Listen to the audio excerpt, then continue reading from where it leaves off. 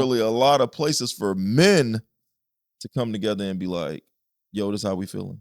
The only place where a man really could express themselves back then would be like a barbershop or a men's lounge or a sporting event or, places. We need somewhere to go to just get it all out. Listen here, and I'm going to keep it real with you. Keep it real. I'm going to keep it real with you, bro. Your brothers, your homeboys, your friends, whatever you want to consider them, are not always in a position where they can handle that. What's the lowest you ever been as a man? Am I my brother's keeper? Yeah. Am I my brother's keeper? Yeah. What's good, family? This is the Win with Words podcast. My name is Tarian, man. This is my co-pilot, my co-host to the side of me. Yes, sir, Reggie. I was about to say, they know your name by now, though, man, because they been tapped in now. Yeah, we got some motion going on our videos, man. We just really want to say thank you to the people that have liked, shared, subscribed, commented about things resonating with them, and we just strive to put out real, authentic, true content. Yes. And if it resonates with you, that's the goal. That's what we striving to do.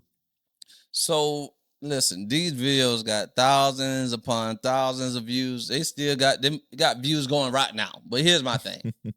We want to convert those views and shares over to this YouTube channel. So if you just hit that little subscribe button, hit that like button to keep us in the algorithm, and hit that bell notification icon that you'll be notified every time we drop a episode here on the Win with Words podcast, man.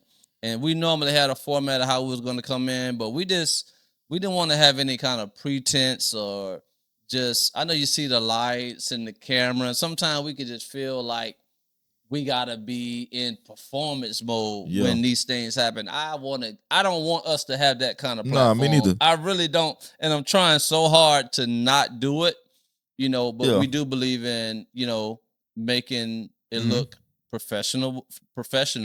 And we want to make sure we give you guys quality content as much as possible. But we want it to be real. We want it to be authentic. We want to be a conversation. Absolutely. We want to be a conversation. This my brother. We talk all the time, and we can have conversations. We just wanted to feel like a conversation that you're involved in as well. That's what we're aiming for. And that being said, even when I was just doing that, I said that sometimes with the lights and the cameras and the stage, we feel like we have to be in performance mode. Yeah. And as men, this is an area that we all have a struggle or struggling with. You understand? Feeling like we have to live up to this certain expectation of, what manhood is, what a leader is, what a father is, what a husband is. And we felt this pivot today, and we talked about it earlier this week. And we want to speak into, men today. And women, ladies, don't turn off, because I believe that there's going to be a lot that you can extract from this as well. Just because we speak about a certain gender doesn't mean that other gender can't benefit from it. These are things that can help you with your husband. With your son. It really helps all the way across the board, to be honest with you. Brother, cousins, nephews, godson. 100%. But it's all tied together, man, and we really need each other. If y'all go, brother, one thing I want them to know on this podcast and this platform is this is not a gender war. This is not male versus female. It's a lot going on in that space. You know what I'm saying? But we did feel led to really speak into, the men in this episode in particular. So I guess the question would be, why do we perform? Or why do we feel like we have to? Ooh. I mean, I can only speak for myself, but through talking to other men, we kind of have similar experiences. I know for me, it came as started as a young man. When you had those moments where that emotion was about to come out and you were about to cry because you were hurt, or you were about to cry because your feelings were hurt or offended or whatever. A lot of things are said where it's like, oh, suck it up. Yes. Men don't cry. Yep. The typical things that we heard growing up, and you learn to, stifle that emotion. You learn to suppress that emotion. You learn to keep it in. Yeah. And honestly, man, when you keep it in like that, to that degree for that long, it's going to boil over or come out, or you're going to be faced with an emotional outburst of some sort. Like that energy and that emotion stored up for that long. I mean, we're talking about something serious here. Yes. So I think that's why we perform. What would you say leads to the need to perform or act like everything's good when it ain't good? That's what I want to know. Act like everything is good when it's not good. Yeah. I want to go back a little bit because I agree with what you said. I believe that we've been reared and raised, from baby, about being a certain way, performance mode. Like you weren't, let's just say, for example, a child role playing and play fighting. Yeah, we didn't even play fight being a loser. Nope. We were the champion. Nope. Right? Always. We was the warrior. We was we those things were in us. You understand what I'm saying? And some things were taught in us that weren't necessarily the best, but it was what was given to us. Exactly. You understand what I'm saying? So exactly this is subjective based upon what kind of family you grew up in, but there's a very pretty general when it comes down to things that you said. Mm-hmm. Big boys don't cry. Yep. So you mean that God given emotion that was given to me, I supposed to suppress that? But at the end of the day, once again, these are things that were taught to us or things that we caught, in our rearing and raising up. So, or we didn't have a male figure, a male role model to affirm us and to tell us that these things were okay. Because if we was only hearing that come from one side, oh yeah, you understand what I'm saying? Exactly what you're saying. It's a little different than somebody who had both parents and they were able to communicate with them, in the way that they did, opposed to just hearing a woman say it and not having no male figure around at all to teach you about, hey, when you feel this way, this is what you should do, or these are kind of things. This is okay. Yeah, y'all lost the game. It's okay to feel sad. Exactly. So you know what I'm saying? So yeah. Those things really is tied to, the household that you grew up in. Yeah. However, there's a however there, because we can oftentimes use that as an excuse for the rest of our lives. Oh man, come on.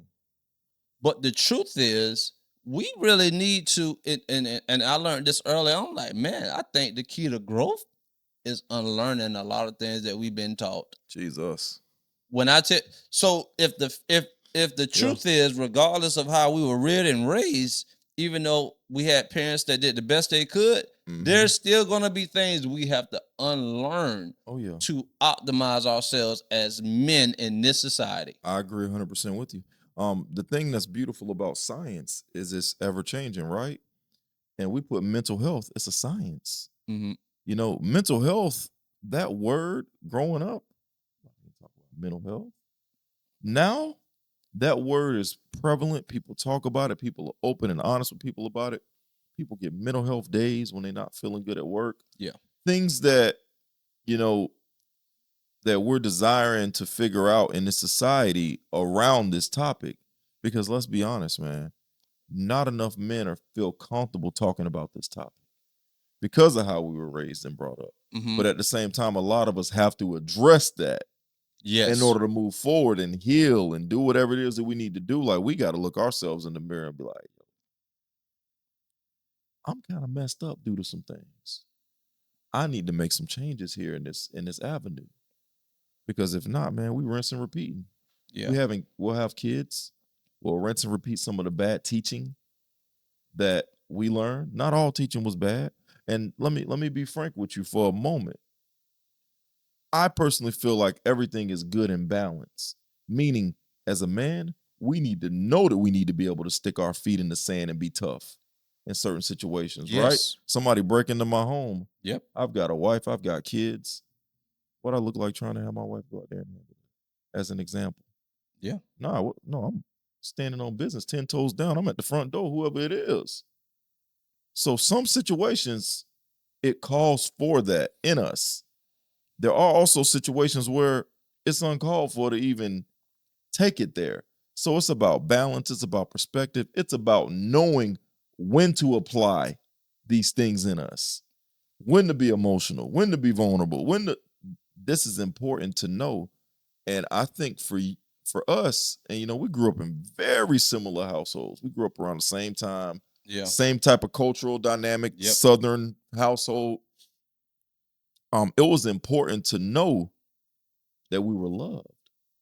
I think some people have gone through life through that tough love and never experienced the softness. Yeah. It goes back to what you said. There you go. It's that what you said, rinse and recycle. Rinse and repeat. Rinse and repeat the same thing. You're only teaching what you know. So if you only have the capacity to know this much, that's all you can give to your children. You know what I'm saying? And that's why I tell people all the time, like, hey man, in most cases, not all cases, I'm just saying in most cases, you have parents that did the best they could with what they had. Oh man, come on. They did the best they could with what they had, and if they didn't have it, they couldn't give it to us. You ain't lying. You know what I'm saying? So I think it's important, and I want to kind of go back. This is very good. This is a very good topic. I think that even when I think about, there's men that still struggle with going to therapy now. Now, let me be clear. It's way more cultural now. It's way more, in my opinion, more accepted. It's more a trending and acceptable. You know what I'm saying? Oh, yeah. I'm not going to bother that. But I would say this. We used to say things like, well, if I go to therapy, somebody's going to think, here it is. They're going to think something wrong with me. Mm-hmm. That's because it is. Yeah. You see what I'm saying? You see the lack of awareness there. It's like, I'm more concerned about how people are going to see me and perceive me. Yes, sir. Than actually be healed. You're more concerned about, and you get right back to it. Go. You're more concerned about appearing perfect. Come on, there it is. That's good. And not even trying to. Oh, that's good. And not even actually trying to get to that better state. That's good. Oh, that's good.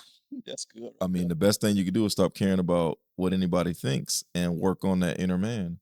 Yeah, and get 100%. That inner man to the best possible place for you, for your family, for the people you work with, for the people you come in contact with. Mm-hmm. Like, I think we've got to be real and have enough self-reflection and be introspective enough to say, hey, wait a minute. These things need to change about me. These things aren't true, what I learned. These things, aren't this. But like you said, man, parents were doing the best they could. Some of these things are learned behaviors from things that they were taught. Yeah. And there was no books, no podcasts back in 1980. I mean, 80s baby right here. Yeah. 80s baby right here. Yeah. I mean, we coming up. There's no podcast. There's mainly I would say more of our formative years was in the 90s, though, you think? Bro, we 80s babies, bro. We were born in the 80s. Still go with that? Bro. Yeah, all right, let's go with 80s, baby. Listen, anybody that's watching this, it goes by when you were born. Okay, so you're 80s baby. I'm definitely an 80s baby. I know that. Back to what we talking about. There wasn't any podcast. There wasn't really a safe space. There wasn't really a lot of places for men to come together and be like, yo, this is how we feeling. The only place where a man really could express themselves back then would be like a barbershop or a men's lounge, barbershop, or a sporting event, or places. I was about to say actually places where sports. Men, I was about to say in sports, places where men come together on a regular basis. And I think for a lot of us, man, we just carried on those same traditional values throughout life. And then as the world, science, things started changing, we're like, wait a minute, what's going on here? This is kind of, and we kind of just resisted it for a while when there was no need to resist any of that, man. When we needed to maybe peer deeper into ourselves and say, hey, wait a minute, this stuff is kind of messed up. Yeah. And ultimately, like I said, God is sovereign. Yeah.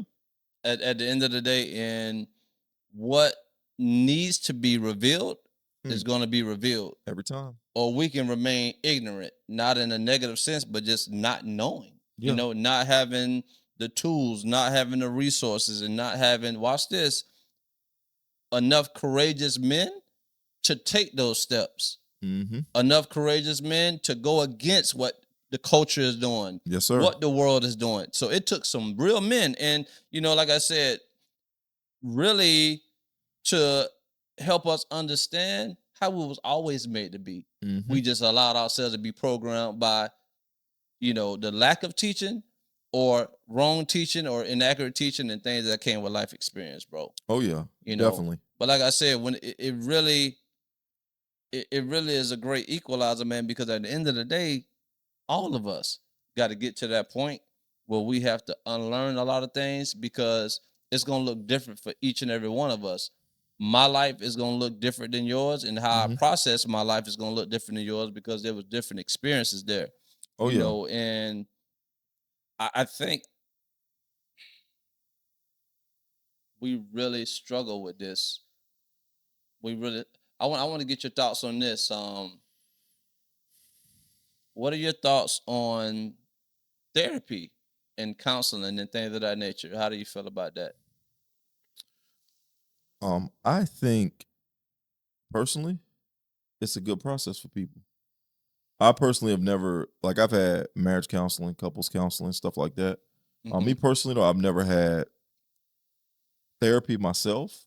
I'm a very introspective, perspective, self-aware kind of person, though. And I'll sit back and reflect on conversations with people. I'll reflect on experiences. I'll reflect on things, and I'll sit there and I'll analyze it myself and kind of be like, yeah, I need to do better. I'm really honest with myself and a realist about those type of things. Not saying that therapy couldn't help, because therapy probably can reveal a lot deeper wounds that I may or may not have really come to terms with. But I think therapy's productive. I think therapy helps a lot of people. I know quite a few men that go to therapy, and we talk openly and honestly about it. Matter of fact, there's a couple of my friends that I've said, yo, you need to go to therapy. You need to work on this. Because normally for me, and the reason why I haven't gone is because I feel like there's no wound that's still there that's holding me back. There's nothing that I'm hanging on to that's preventing me from accomplishing whatever else I need to accomplish. There's not a whole lot of perspective in my mind that's looking back being like, oh man, if my parents had done this or done that, I'd be, there's none of that for me. There's none of that type of experience in my life. I don't regret nothing that happened. And I'm one of those people that look forward to the things happening. So for me, I don't think that it's that important to go. It's important to have some sort of process, though, to get you through a bad day, through healing, when you feeling like you got what you got going on. But I want to throw that same question back to you as far as therapy goes. What is your take on it? Oh, I'm definitely I'm an advocate for it. I think it's not all. So there's a lot of men, even when it comes down to relational therapy and counseling, it's the same thing with one-on-one personal. It's like, what they gonna tell me that I don't already know? And I want to say this because this is important, because pride can keep a lot of men from actually healing for real. Oh yeah. Because just that statement alone, what they gonna tell me that I don't already know? Are you serious? And the thing about it is, bro, it's like you may you may be doing good, I may be doing good, but it's about optimization. It's about how can we get the best out of you, the best version. You understand what I'm saying? Oh yeah. And to me, that comes from therapy, coaches, mentors. Those kind of things are needed and necessary. Oh yeah. Watch this, for every man. Oh yeah. That's what I believe. Accountability partners too. You got to mention that too. 100%. Somebody that holds you accountable. You know, if you're gonna be real with them. Oh yeah. Because some people be claiming accountability partners, and okay, that's a whole nother situation. But so I'm an advocate for it, and I understand everybody can't get therapy. Everybody can't afford it. You know, myself, my experiences with therapy has been very good. I wish I can do it more as I was doing in the past, you know, but what I always tell people is therapy gives you language for things that you feel sometimes, but you can't quite process it. And it helps you with those processes, right? It also gives you, you know, professional advice. They know stuff that we don't know because they went to school for it. Yes, sir. And some of them have that, you know, some of them got that, get them divine downloads, you know, and can give you some insight and wisdom on the spot that you wouldn't have gotten if you wasn't in that space. Yes, sir. And you need it's a safe place. Safe place. Brother. All day. We need somewhere to go to just get it all out. Listen here, and I'm going to keep it real with you. Keep it real. I'm going to keep it real with you, bro. Your brothers, your homeboys, your friends, whatever you want to consider them, are not always in a position where they can handle that. No, not at all. But you got somebody who can pay for it. Yeah. You got somebody who's there for you because that's what they do. Yes, sir. You understand what I'm saying? So to me, it's like we need that kind of space. Oh yeah. We need that kind of space to really help us process and see, am I okay for feeling this though? See what I'm saying? There you go. You see what I'm saying? What you're saying? Because there's men right now. Oh yeah. That's wrestling with things mentally, emotionally, spiritually. Oh yeah. And they feel like, man, you got to be a leader, got to be strong. Gotta be strong, got to press on. Be that one, right? Yeah. And it's like, man, is this okay? Am I okay to feel this? And that therapist might tell you, yes. Yeah. You know, that brotherhood that you have or you don't have a need to find might tell you, bro, it's okay. Because people that feel like they are, you know, in this space of isolation and it's only them that is happening to, and they the only one that feel this way, that's a dangerous place to be in, Very dangerous place to be in. Very. You're headed towards depression. I mean, everything you just described is headed in a direction of depression. I mean, isolation is, you know, what is it? The tool of the devil. Tool of the enemy, bro. Tool of the enemy. The biggest thing we could do is find community. And that's anything. It's important to have some sort of community. For my business, I'm in a couple different community groups.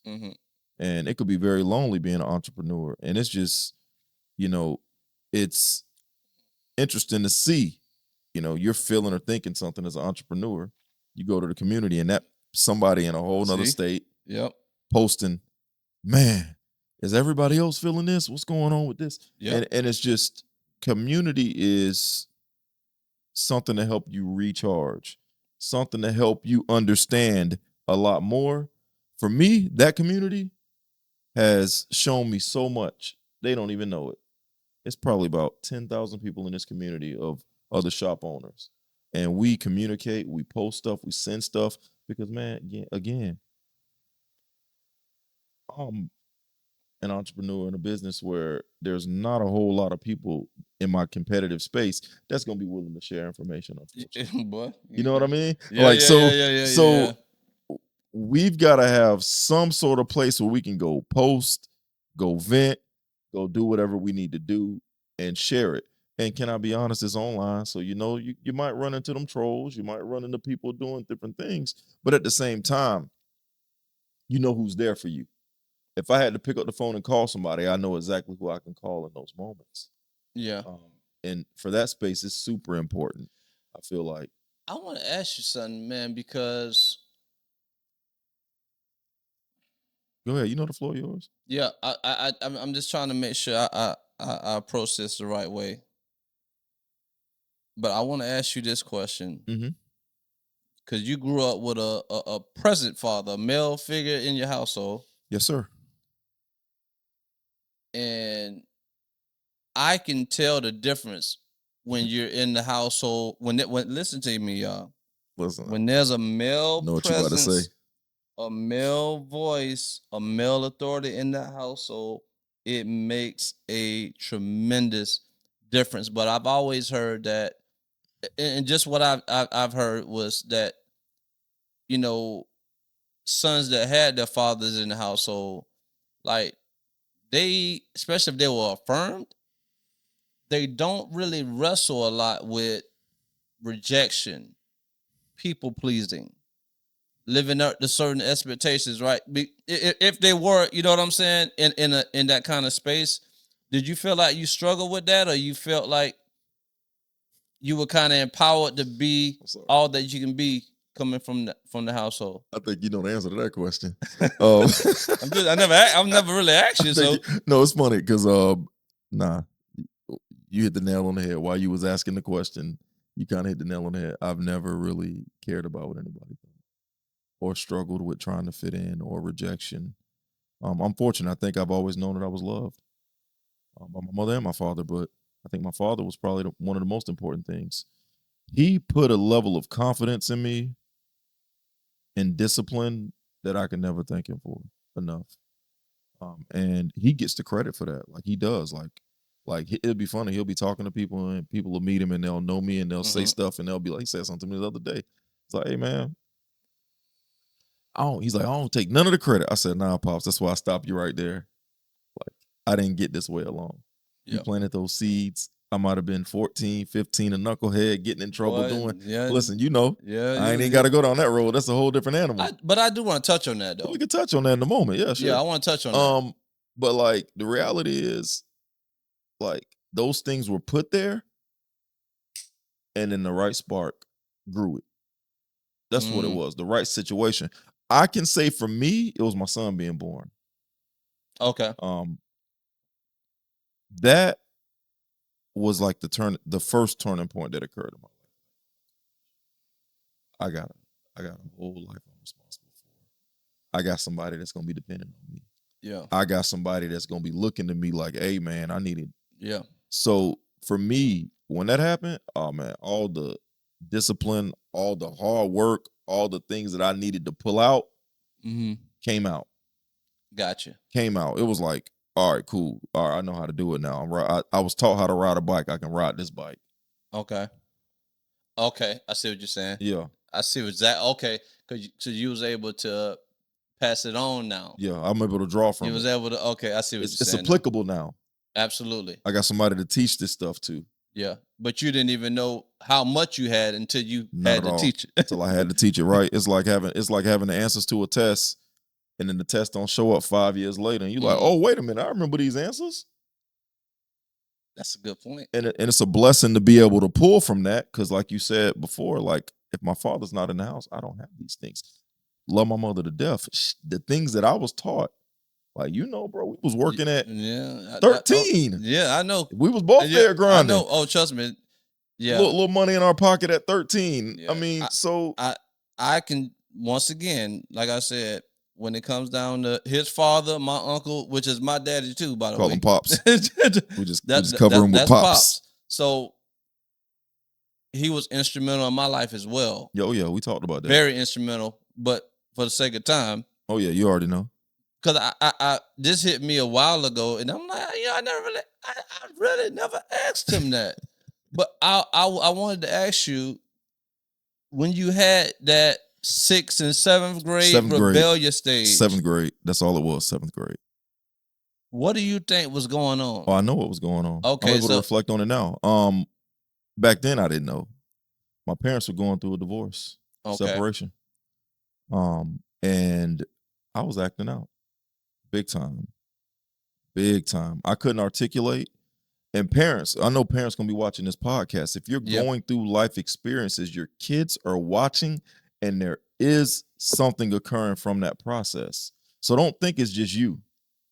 Because back then, those conversations weren't happening. No one was asking, were we okay during this process? While our family is getting splintered. Yeah. I mean, you remember growing up, man. My house was the house everybody came to. All the cousins came to, played. That was like the fun house. Yeah. So now you're separating a family, like we talked about. Like, so now cousins on my mom's side ain't coming over. Yeah. Things are being impacted. We're not seeing mom and dad together. So like these type of things for a kid like me that at the time I wasn't very expressive about stuff. Yeah. Man, that joint was eating me up. I know that now. It was tearing me. That's what I kind of thought it was too. When I thought about it, I'm like, I think I know. I'm gonna ask him, but I think I got an idea. That was the height. That was the height of that separation. Because boy, it was a rough time for you. And I was acting out. It's funny though because God is faithful. Yes, he is. 6th grade, no problems. 7th grade, all the problems. 8th grade. Now, my parents at the time telling me I might be going to a military school. Only God knows what that would have brought about, because years later we found out that military school, it's some bad kids there. Yeah. End up back at my regular school.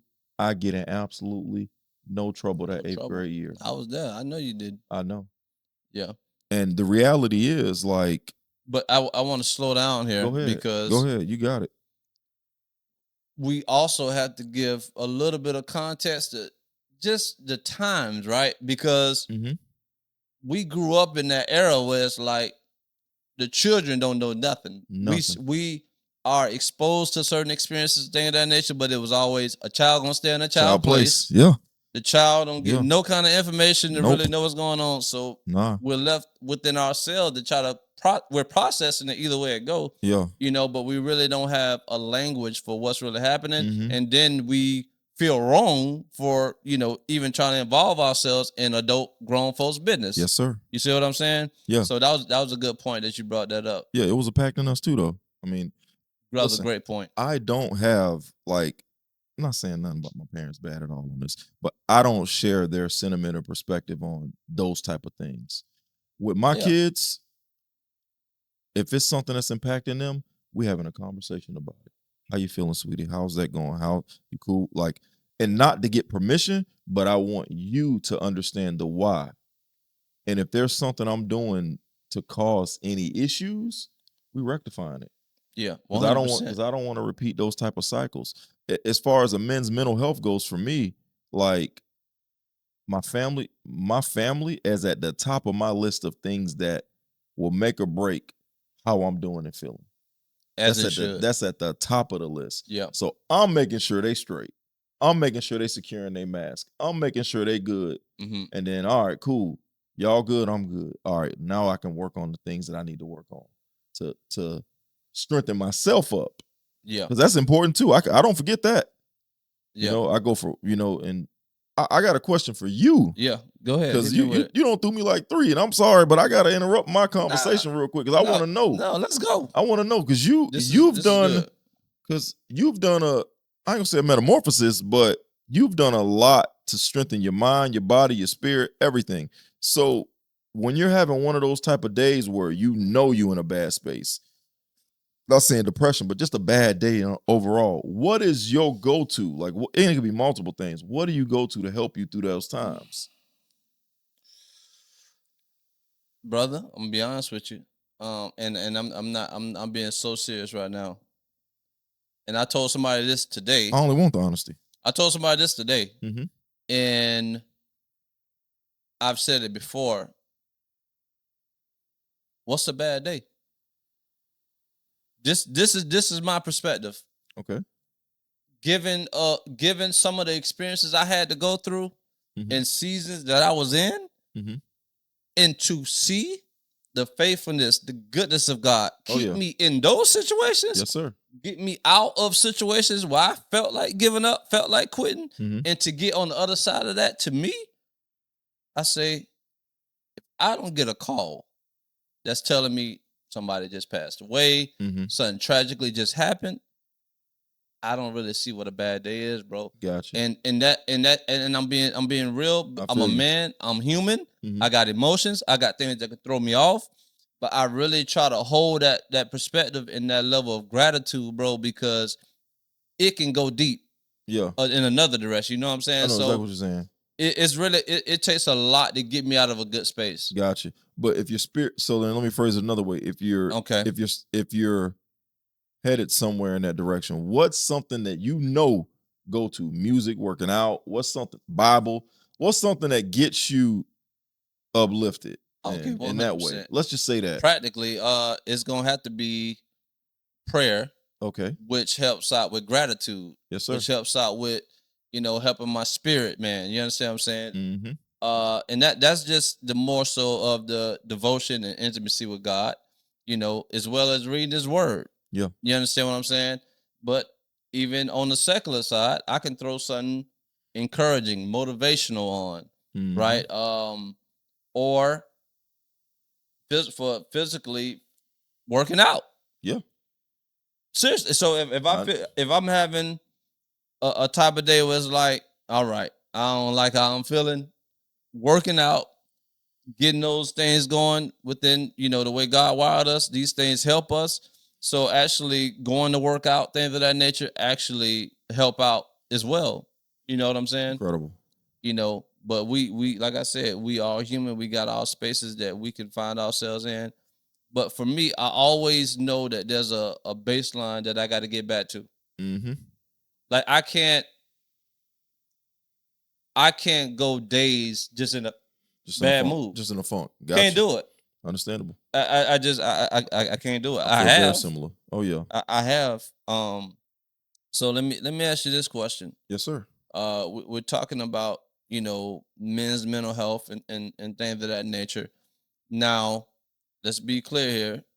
I'm not any mental health professional, nor is Reggie. Not at all. We only can give you, wisdom and knowledge that we know pertaining to that, as well as experience. We're not trained. We don't got none of that. Yes, sir. Get a disclaimer out. But this is a prevalent topic. This is a needed and necessary topic. Yes, it is. That we have to have these conversations about. Oh yeah. I want to ask you, and you can bring it right back at me. You good? What's the lowest you ever been as a man? Ooh. And when I say low, I'm talking about like in a really dark place, bad spot. Oh, that's easy, bro. You gonna know? I don't. You'll know when I start describing. I know you will. I probably will. You'll know when you start. When you had moved into the place when I had the one house. That had to be the lowest I was at. Yeah, oh yeah. Going through a divorce. Yeah. Family fractured. Commuting to work, not feeling like you're stuck on a hamster wheel at work. There was really, during that time, and I remember I started partying and stuff. You remember I was never like that type of way. I started partying during that time. I mean, the sad part about it is that we were just so into what we were doing. Mm-hmm. I never even really asked you how you were doing. I know. You never did. You know what I'm saying? It's okay. Because the thing about this is that we were just being us of who we were in that space, right? And I can tell you straight up, there wasn't a lot of Jesus. Nope. We knew who God was, but we definitely was living our lives. I'm gonna make sure I put that in context. Yeah, early 20s. So, but we can think of so many situations, and me even being reminded in this is like, man, my brother just went through a divorce. Yeah. Family separated, especially for a man. When the family separated for a man, oh yeah, that was rough. That thing hit different, boy. That was rough. Thinking back on it, I mean, I just didn't have the awareness to even ask you though. Yeah, you going through that, so like that's easy, bro. That was low, and then at that time, if you remember, I had lost my job. Probably about which one?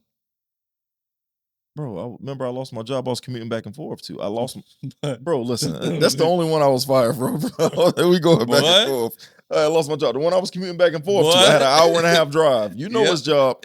So during I was trying to tell you they was gonna let you go. Well, listen, it was real. The accountability partner. I wasn't listening.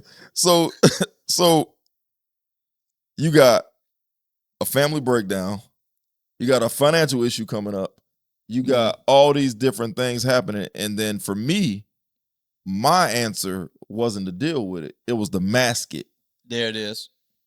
I didn't deal with it in that moment. That's what we do, y'all. I dealt with it later. I masked it. I would go out partying, drinking, stuff I wasn't like, bro, you know, I wasn't doing none of that stuff. Yeah. And that was my way of trying to prove something to myself. Like, hey, look, I'm all right. I'm going out. I'm still doing this. And then, you know, the drinking, numbing the sensation and the feeling of whatever I was feeling. When I needed to feel what I was feeling, I needed to go through whatever the process was. Because, man, listen, divorce, and I saw somebody post this. I don't remember who I can get a credit to. They said the divorce and the breakdown of a family and a relationship is the closest thing that comes to death. Yeah. That's how they broke it down. Oh, it is. Because you're losing, like, the trajectory of your life is, and that person, y'all pretty much in two separate places. But they're still alive. They're still alive. Somebody's dead to you who's still alive. Yes. So you look at that and you're like, wait a minute, what? When I saw that, I was like, oh, man, that's a crazy definition, but it's true. But the reality is, like, we have to have an honest conversation with ourselves and not mask those things from ourselves. We got to feel whatever we going to feel. I got something for that. Yeah, go ahead, brother. You went somewhere with that, and I have a space where I felt the lowest of my low. But as you were talking, it helped me to understand something, because it's like this: the lowest of my low was when I was separated from Christ and living a life of darkness. But the thing about it is, I had all these other things that masked it. The alcohol, the partying, the women, this, you know what I'm saying? All the things that come with that, right? Oh, yeah. And it wasn't really as hard as, you know, the moment I'm getting ready to talk about, when those things were removed. Because long as I had the things to go to, then I didn't feel the true weight of my darkness. Yeah. But when you hit a space, when you hit a low point, and you don't have the alcohol to run to, you don't have the women to run to, you don't have all those things to run to, that's when you got to face who you really are. You got to really fit. Outside of those things that you think been helping you escape. You see what I'm saying? So for me, that's when I think about it now, I remember how dark it was. You know what I'm saying? But I conformed and just operated in the darkness. Yeah. You understand what I'm saying? Oh, yeah. But when I got saved, and then when I started trying to live right to the best of my ability, still is, you know, but it was when I was in that relationship that was not good. I'm not going into all the details for it, but it was a really challenging time for me, brother. I remember. Because, and I want y'all to catch what we're saying here. Relationships is everything. From the happiest moments to the darkest moments, I promise you, it's going to be something involving a relationship. Come on, brother. Think about it now. Oh, yeah. Think about your life. From the happiest to the worst, darkest moments is somewhere tied into a relationship. And the thing about it is, I was in such a low place, bro. Here it is. As a man, I didn't feel worthy. I felt like I was failing as a man. I felt like I wasn't good enough. I felt all those things. Watch this. That caused me now to feel some resentment towards my father. Because when I thought about it, I'm like, if he would have taught me these things, if he would have been there, wow, I wouldn't be doing this. Jesus. Now, it's a blanket statement. Yeah. Because it's not true. Not true at all. But that's what I felt in that moment. Oh, yeah. I started to feel resentment towards me, like, man, he was supposed to show me how to be a man. So I say that for men who didn't have that father figure in their life growing up, you know, it's so much to what I'm saying right now, but we hit certain spots where we question our manhood, we question our leadership, we question who we are as men. And if that father figure wasn't around, it's either to have resentment towards him because he wasn't there to teach you how to be one. That's a good perspective. And you got to be something that you didn't see. You got to be something that you weren't taught. You got to be something you didn't have. Wow. And society and culture and relationships, put that pressure on you. That pressure. Regardless of what you had. I knew what you was going to say. That pressure. You see what I'm saying? Oh, big time. So I hit that space. Yeah. And I can remember. I was on the couch because I got kicked out the room. Bro, you lost a lot of weight too, bro. I got to say that. I did. Bro, you got slim. That's how I knew you was going through some things. And during that time, I got to say something from my perspective. Go ahead. Because during that time, I know exactly what time you're talking about. We didn't talk as much. And when you talked, and when we did talk, I was like, bro, don't sound the same, bro. Light ain't there, bro. Lightness and his joy, it was zapped out of you. Yeah. I remember talking to you, and I'm like, you good, bro? And then when I saw you, I was like, bro, I done lost some weight. Yeah. But I knew, like, I was already stressing. It's something related to that. And it's interesting because I asked you, but I didn't get, like, back to accountability. Yes, checking sir. in. We going to circle back to that. Yes, sir. Check on your people, man. You do not know how much a check-in can help somebody. So I never got to the meat. I never came to you directly and was like, yo, I know you're going through some things. What's up?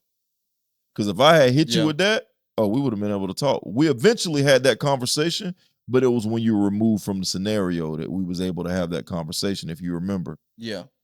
I think and that's so good. And it's something that I want to be better at going forward too, bro. For me,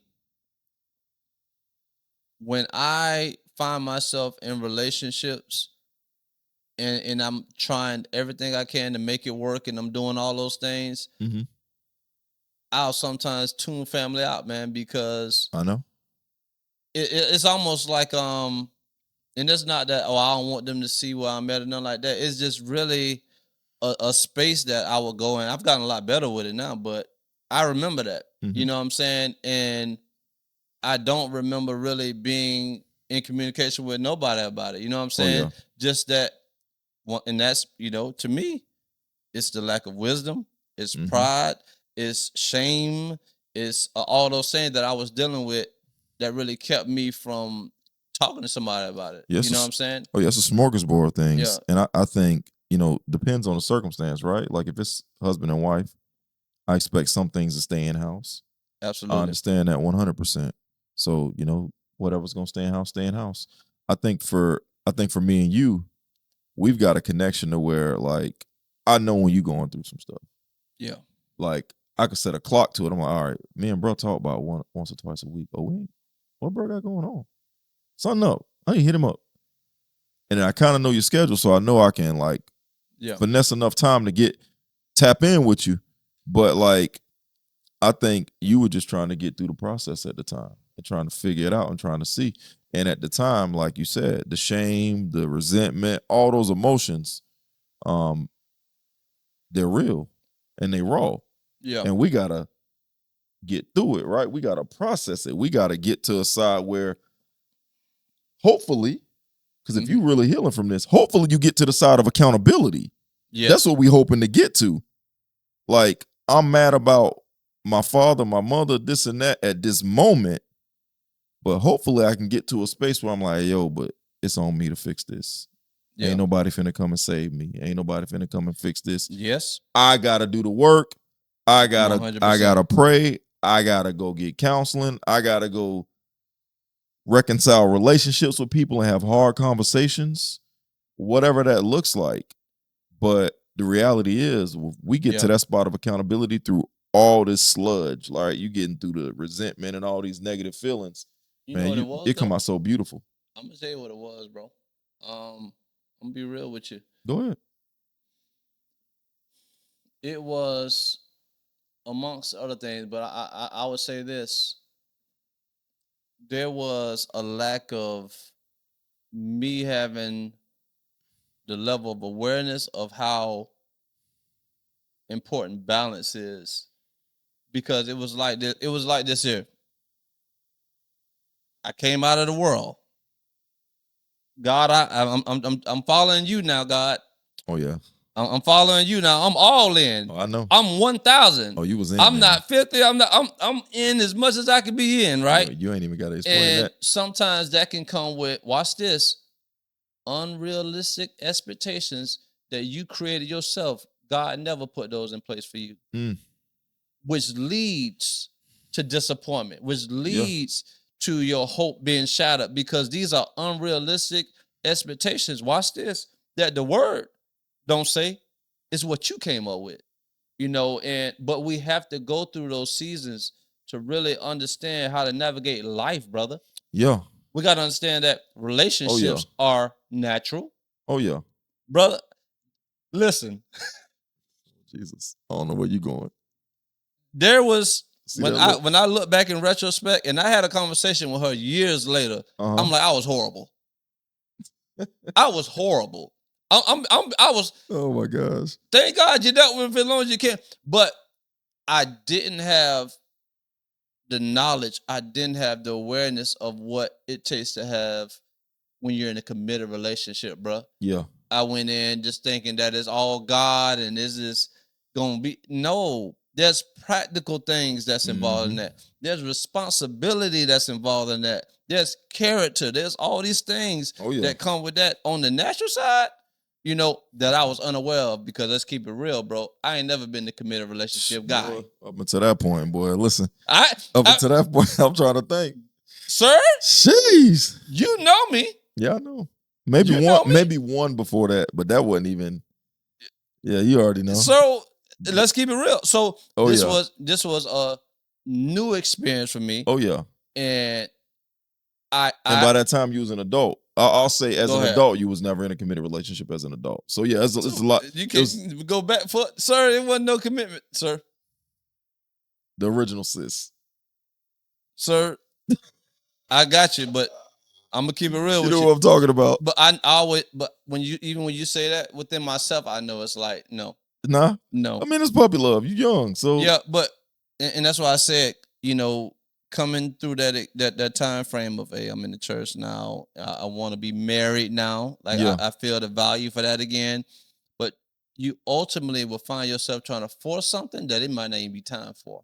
Yeah. And we can be naive. We can be, unaware that, hey, we might not be ready for those things. And it takes us to get in those experiences to see you weren't ready for it. Yeah. And God was trying to show you too.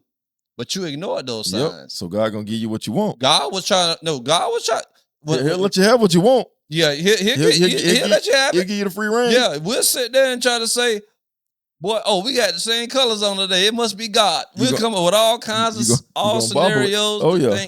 But let me say this. I got to say this, because we have these things where we feel like, okay, God will give us a sign and things of that nature, and He will. But hear me. His word and His sign is gonna line up. Yeah. He's not going to contradict this word. Not at all. And I put myself in a space where I got outside of his order and his will, and I seen the results of that. And those results led me on the couch saying, God, Daddy, I don't want to die. But if you take me, I'm good. That's how low I was. Jesus. But watch this. God will humble you.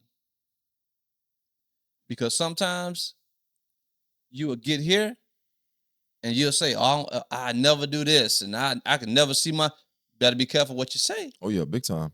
Because God will remind us real quick. Big time. Don't say what you won't do. You don't know what you want. You don't know until you're in that space. I have no idea what you'll do or don't. So in that space, watch this. Even in all of that, He taught me something. People who will unalive themselves really don't want to die. They want to be free from pain. Watch this. Yep. The pain that people that go through those experiences feel, it feels inescapable. You feel like you never gonna get out of this. Man. It's a perpetual. I know this. It's a pain that you feel like you can't escape. And people will unalive themselves trying to be free from pain.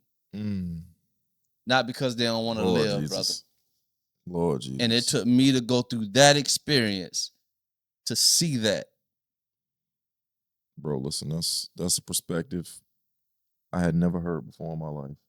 Wonderful perspective. So, what got you on the other side of that? If you remember, because this is I do remember. Ago. Okay, got it. What got you to, I'm going to say, being yourself again? The person that I know. It's that person I saw wasn't that person. Yeah, and when you were in that space, what moved you out of that space and then back into yourself and finding yourself again? Well, at the time, I was living with her, which caused a lot of issues. And I had tried to leave once before, and then I just went back. But this time, and just go now. Watch this. I don't know if you know this or not. I went to Pops. Oh gosh.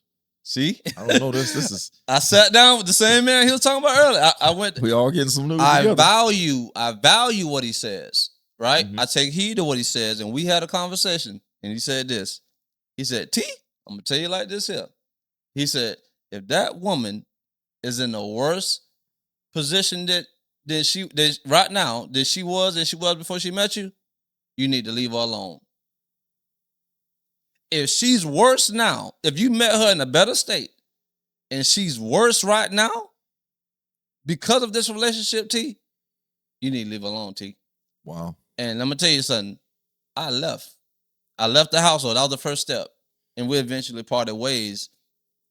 But when I left that household and I went and stayed with a friend of mine, I remember. I went and stayed with Chris. Yep. I said, now I know what God means when he said he's a God of order. And when you get out of order, you don't have the peace of God. Watch this. Jesus gives us peace with God. We couldn't get that. He reconciled us back to the Father and gave us that peace, right? He gave us peace with God. We're no longer enemies with God. But order gives us the peace of God. Yes, sir. Taking care of your family, being the man, being the husband, being the father you're supposed to be, that gives you the peace of God. Yes, sir.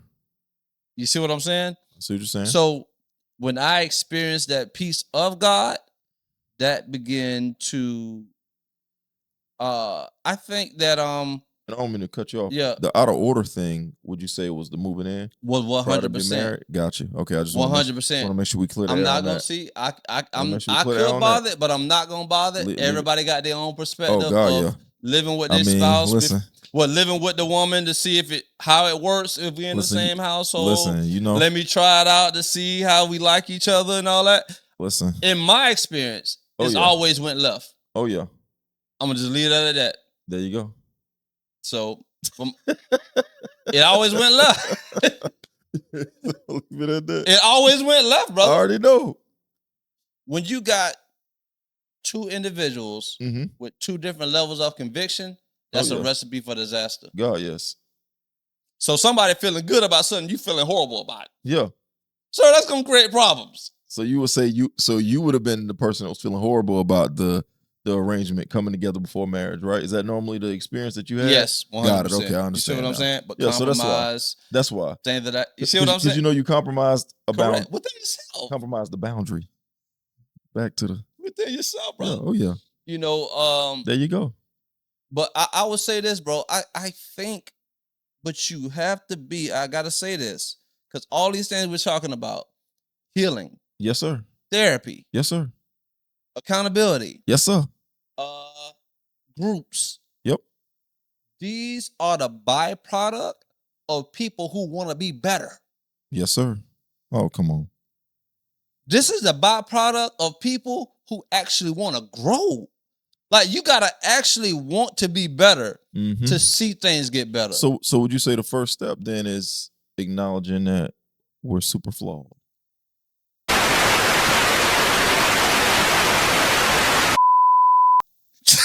I heard it too. I think I'm glad it make a noise. I'm just glad it makes a noise. I'm glad it don't do what that do. I've been looking up. Bro, I asked you about the battery, bro. Bro, I got us plugged in. You good? It did it like this before. We good, bro. We gonna roll whatever's here, and we just gonna wrap it. I ain't got time for you to go. I mean, we got your battery gate. We got enough content. We gotta do a part 2, bro. Yeah, gotta do a part 2. Just put part 2 up. Part 2 coming soon or something.